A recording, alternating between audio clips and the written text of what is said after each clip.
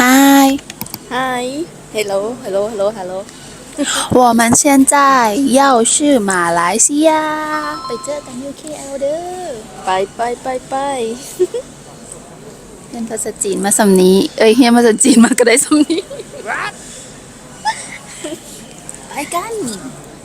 ไปเที่ยวมาเลเซียน้ำกันทุกคนตอนนี้ก็ง่วงนอนแฮงเพราะว่าหากะเลิกเวียกก็ต้องมาบินต่อเลยเป็นครั้งแรกของรัฐที่ต้องบินเดึกขนาดนี้ตอน2 ทุ่มกว่าๆก็เป็นครั้งแรกของรัฐในการไปเที่ยวกัวลาลัมเปอร์ประเทศมาเลเซียตอนนี้เฮาก็มาฮอต KL แล้วฮอตสนามบินแล้วและเฮากำลังท่าแกร็บอยู่แกร็บมารับจ้าตอนนี้ก็คือง่วงนอนแฮงทุกคนประมาณตี 1 ตี 2พุ่นละจึงได้นอนเดี๋ยวเจอกันใหม่มื้ออื่นเช้าเด้อมอร์นิ่งทุกคนมื้อนี้เราจะพาทุกคนไปกินข้าวเช้ากันซะก่อนจะเริ่มเที่ยวการโดยสารหลักๆเฮาก็จะใช้ LRT แล้วก็ Public Transportation เป็นหลักสลามัดใส่ของเทศมื้อแรก UKL ก็บ่ฮู้ว่าจะกินหยังแต่ว่ากะจะไปหากินอาหารในห้างเอาเนาะทุกคนมีหลากหลายให้เลือกหั่นล่ะห้างที่พวกเฮาเลือกมามื้อนี้ก็แม่นวันเซ็นทรัลเนาะเพราะว่าเฮาจะกินนี่เลยอาหารเวียดนามร้านนี้เป็นร้านดังมาจากเวียดนามหากะฮู้ว่ามีอยู่ต่างประเทศนำพวกเฮาก็เลยว่าจัดไปเลยจ้าเมนูที่เราเลือกกินแม่นบันหมี่หรือว่าปาเต้ส่วนหมู่ก็กินเฝอกินหยังก็ว่าไปหลังจากกินข้าวแล้วพวกเฮากะมีแฮงที่จะเที่ยวต่อพวกเฮาจะไปขึ้นรถไฟไปบาตูเคฟหรือว่าถ้ำบาตูนั่นเองลงบันไดเลื่อนก็พอดีรถไฟมาเนาะทุกคนโชคดีอีหลีรถไฟเพิ่นก็กว้างขวางสะอาดสะอ้านดีทุกคนมาเที่ยวมาเลเซียก็ดีจังหนึ่งเพราะว่าค่ารถไฟค่า Public Transportation บ่แพงคือมาเที่ยวทริปนี้รัฐก็บ่ได้แลกเงินสดมาหลายส่วนหลายก็ใช้บัตรเดบิตเฮานี่แหละส่วนหลายบ้านเขาเจ้าก็ใช้เป็นบัตรเดบิตติ๊กเลยเวลาเดินทางMRT อีหยังต่างๆแต่ว่าอาจจะมี LRT ที่เฮาต้องได้ซื้อปี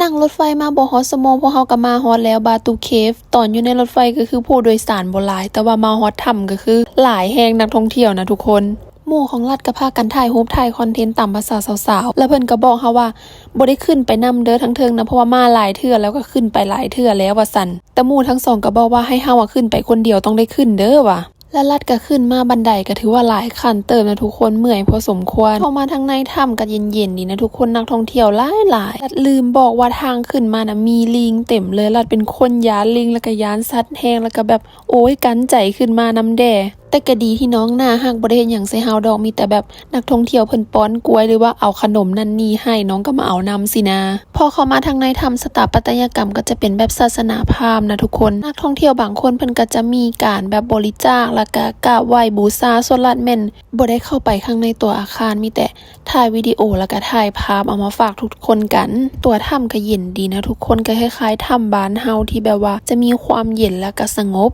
ตอนนี้ถือว่ารัฐสำรวจถ้ำพอสมควรแล้วเดี๋ยวเราจะลงไปข้างล่างกันทุกคนเพราะว่าหมู่ของรัฐทั้ง2คนถ่ายอยู่ลมก็คือสิฮ้อนแล้วแหละอยากบอกว่าอากาศอยู่มาเลเซียก็ร้อนพอๆกันกับอยู่ไทยเลยแต่ว่าดีอย่างนึงคือระดับฝุ่น PM บ่สูง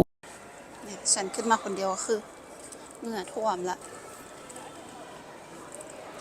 ตอนนี้ก็เตรียมตัวลงไปหาหมู่ตอนลงน่าจะบ่เมื่อยเท่าตอนขึ้นเนาะก็คือขายของฝากของตอนของที่ระลึก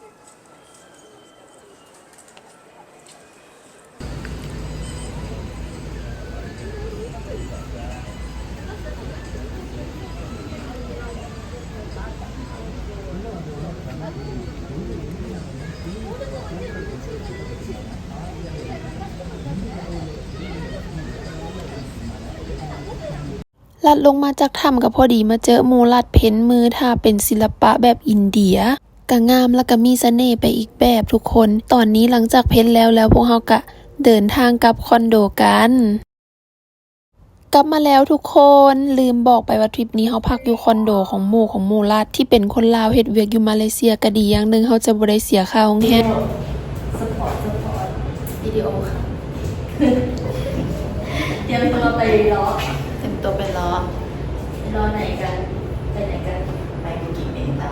เป็นชื่อรถสยามว่าอาเซียนจะไปสยามโอเคลิมตางมันเป็นเซ็นเตอร์ไปซีเรียไปกันเลย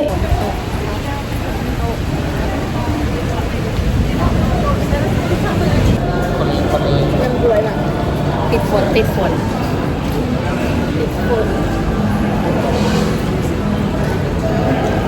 ดี๋ยวรอให้ฝนเซาก่อนแล้วเขาสิไปใส่เงาะพาฝนเซาไปทางนี้ทำ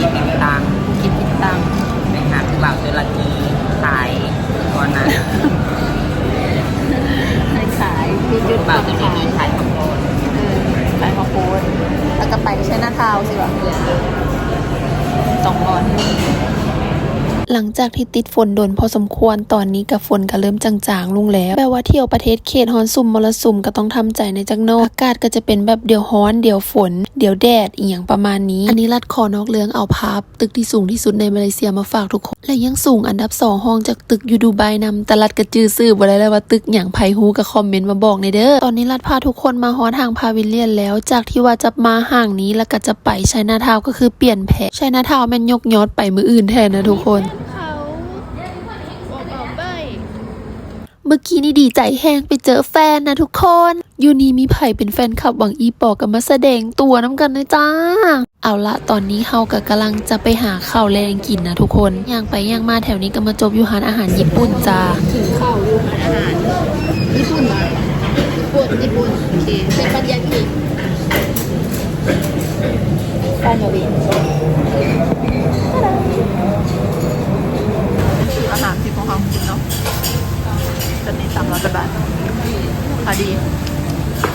อร่อยข้าวแรงหลังจากพากันอิ่มข้าวแรงแล้วพวกเขาก็จะไปเบิ่งตึกแฝดจ้าจะไปถ่ายรูปกับตึกแฝดในตอนกลางคืนแล้วก็เส้นเคยพวกเขาก็ย่างมาอยู่นี่ก็คือย่างเป็นหลักห้องมาจากการใช้ MRT และ LRT นะนี่พวกเขาก็มาฮอดแล้วส่วนที่พวกเขาจะเห็นวิวตึกแฝดตอนกลางคืนคือเปิดไฟคืองามทุกคนถือว่าความฝันตอนยังน้อยของรัฐก็คอมพลีทไปอีกอย่างหนึ่งคือตอนยังน้อยเห็นพ่อมามาเลเซียเนาะมาสัมมนาเฮาก็อยากมานำเพราะว่าพ่อรัฐเป็นคนมักเรียนโดยเฉพาะเรียนภาษาอังกฤษเราก็จะได้ทุนมาสัมมนาอยู่บรรดาประเทศไกลๆแบบนี้แหละถือว่าพ่อของรัฐเป็นไอดอลหรือว่าเป็นโรโมเดลของรัฐในด้านการเรียนเลยแหละทุกคนตอนนี้ก็พยายามเก็บบรรดาประเทศที่เราไปแต่ว่าก็ยังบ่ครบยังหลายประเทศอยู่ถึงว่าจะบ่ได้ทุนไปสัมมนาแต่ว่าก็หาเงินเฮ็ดเวียกไปเที่ยวเองเลยก็แล้วกันรู้สึกว่าตัวเองว่าน้องเลี้ยงไปหลายแล้วทุกคนตอนนี้พวกเฮากะเอิ้น Grab กลับบ้านกันดีกว่าเพราะว่าดึกแล้วจะกลับไปนอนนะจ๊ะแล้วจะเจอกันใหม่มื้ออื่นเด้อตอนนี้กำลังจะพากันออกไปไชน่าทาวน์เมื่อวานนี้ว่าสิไปแต่ว่าฝนตกก่อนหมู่เฮาก็มาเต็นท์มาอย่างท่าเนาะเดี๋ยวไปไชน่าทาวน์กันแบบวอล์กก็สิเป็นประมาณแบบตัดไปตัดมาเมื่อยแฮงเมื่อคืนบ่เลยมาฮอตห้องเราก็บ่ได้ถ่ายให้เบิ่งเนาะเดี๋ยวเราจะพาทุกคนไปหาอย่างกินอยู่ไชน่าทาวน์ KL กันคือตอนนี้ยังบ่ทันได้กินทั้งข้าวเช้าแล้วก็ข้าวเที่ยงเดี๋ยวจะมัดรวมข้าวเช้ากับข้าวเที่ยงอยู่ไชน่าทาวน์กันเลยและในระหว่างทางก็ตามเคยก็สไตล์เพื่อนสาวก็ต้องมักถ่ายรูปถ่ายใจเกิร์ลลี่อะเนาะแล้วเจ้คือหมู่ของรัฐบอกว่าเอ้ยฉันบ่ถ่ายดอกรูปนะฉันเคยมาหลายครั้งแล้วแต่รูปเจ้น่ะหลายกว่าหมู่นะจ๊ะ แซวเล่นอันที่จริงรัฐก็เป็นคือการมักถ่ายรูปถ่ายหลายๆแล้วก็เลือกอัพแต่รูปเดียวนี่พวกเฮาก็ถ่ายรูปไปนำละกะเลือกหาอาหารไปนำทุกคนบ่ฮู้ว่าจะกินหยังเข้ามาในไชน่าทาวน์แล้วเดี๋ยวจะไปหากินข้าวเช้ากันเป็นบรันช์เนาะหมูเฮา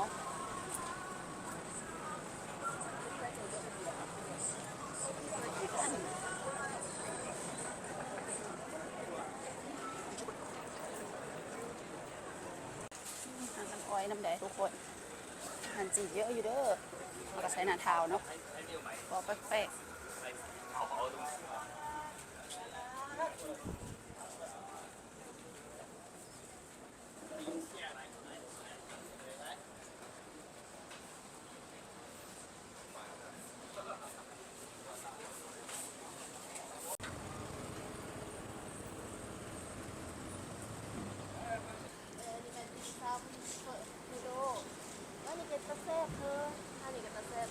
หลังจากที่เลือกไปเลือกมาเบิ่งไปเบิ่งมาหลายๆหานพวกเขาก็มาลงอยู่หานนี้ทุกคนเป็นหานที่แบบว่าออกแนวน่าจะแบบดั้งเดิม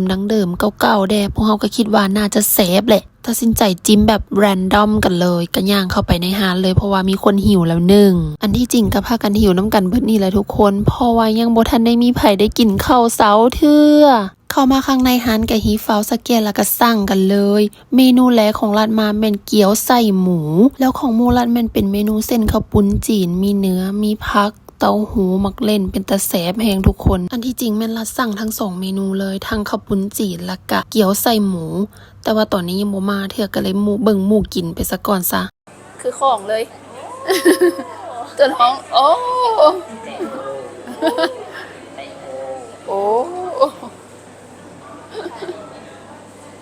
และตอนนี้อาหารของรัฐก็มาครบทั้ง2อย่างพร้อมกินแล้วจ้า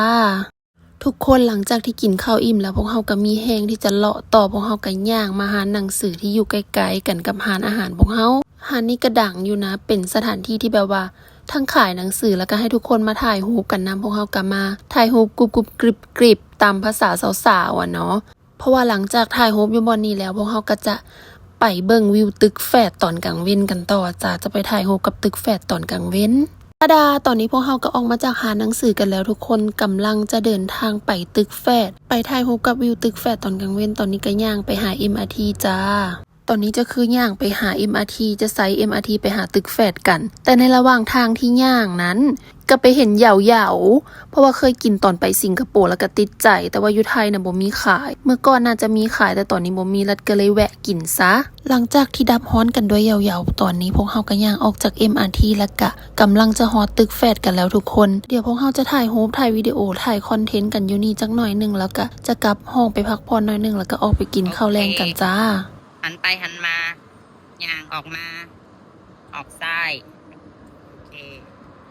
เลย ตอนนี้รัดขออนุญาตวาร์ปมากันที่ LRT เพื่อที่จะกลับห้องของหมู่เพราะว่าพวกเขาพากันเมื่อยแห้งเบิด energy เที่ยวตอน30บวกนี่ก็คือว่าเอาเรื่องอยู่นะทุกคนคือเดี๋ยวจะพากันกลับมานอนแล้วก็พักผ่อนจังหน่อยแล้วก็จะออกไปกินดินเนอร์กันแถวๆนี้แหละคิดว่าน่าจะกินเป็นพวกเส้นพวกอย่างเบาๆกันไปเพราะว่าตอนนี้คือแบบสภาพตาเตออะไรไม่ไหวแล้วจ้าสำหรับทริปเที่ยว KL ประเทศมาเลเซียก็เบิดเพียงเท่านี้เลยทุกคนเดี๋ยวเจอกันประเทศต่อไปเพราะว่ารัดยังบ่ได้กลับกรุงเทพเถื่อเจอกันค่ะ